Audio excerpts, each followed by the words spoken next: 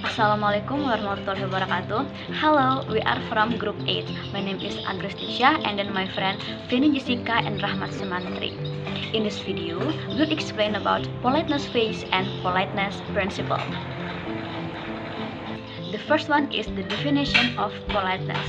In general, politeness means how to be nice, tactful, and modest to other people.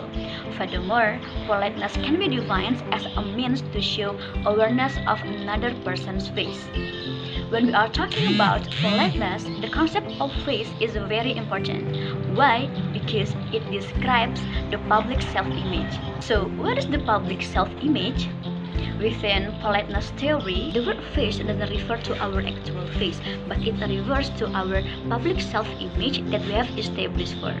In simpler words, public self-image is a way that publicly we want to be seen.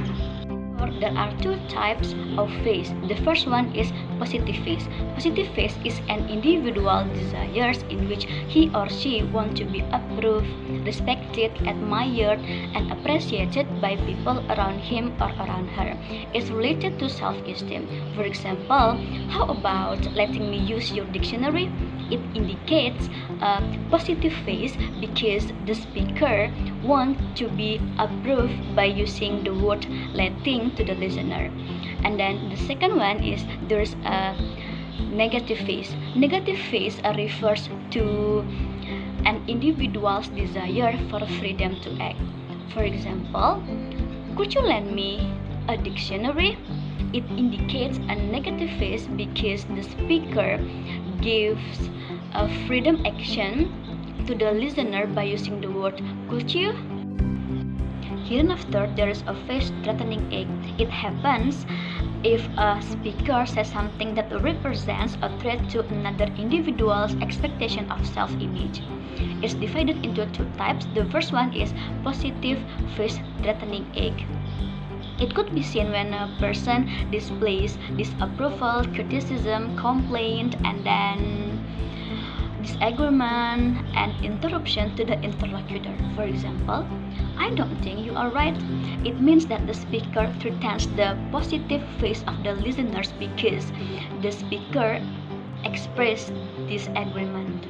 And then the second type, there is a negative face threatening act. It occurs when a person is given order and then suggestion, advice, and promise, and also anger to the interlocutor. For example, I'm going to tell our neighbor to turn down that awful noise right now. Face-saving act is something that is said by the speaker in order to lessen the possibility, threat, or to maintaining in the good self-images. For example, perhaps you could just him to turn down the music because it is getting a bit late and people need to go get to sleep.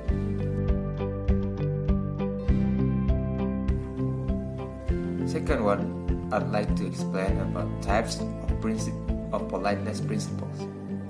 First, tag maxim. According to Leach, tag maxim is to minimize costs to others or maximize benefits for others. Searle classified them in illocutionary functions as directives, for example, ordering, requesting, commanding, advising, recommending, and so on. In commissive, for example, promising, vowing, offering, and so on. When someone continues to apply the adage of wisdom in communication, one can avoid being envy, jealous, and rude towards the listener. For example, from owner, please have a lunch, boy. Just now we have already had. Request. It's make me feel awkward, ma'am. The second one, generosity maxim. Generosity maxim, which only applies in directions and commissives, is minimizes benefit to self or maximize to cost to self. It is the maxim of Meganimos, which requires the speaker to respect others.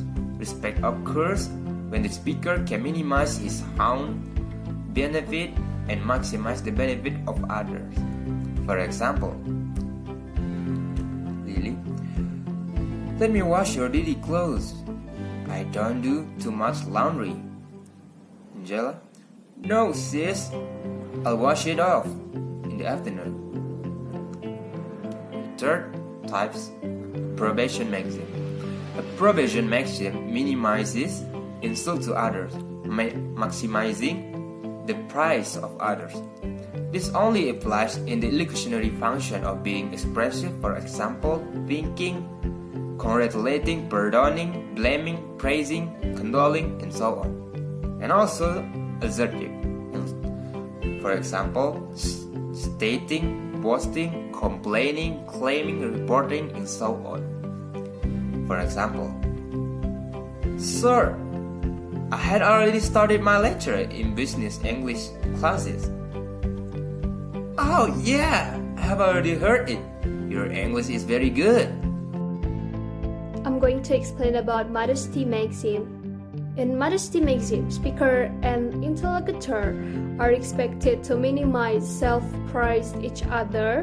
When communicating, speakers should be humble in order to create politeness. For example, Anna, well, you are a good photographer, John.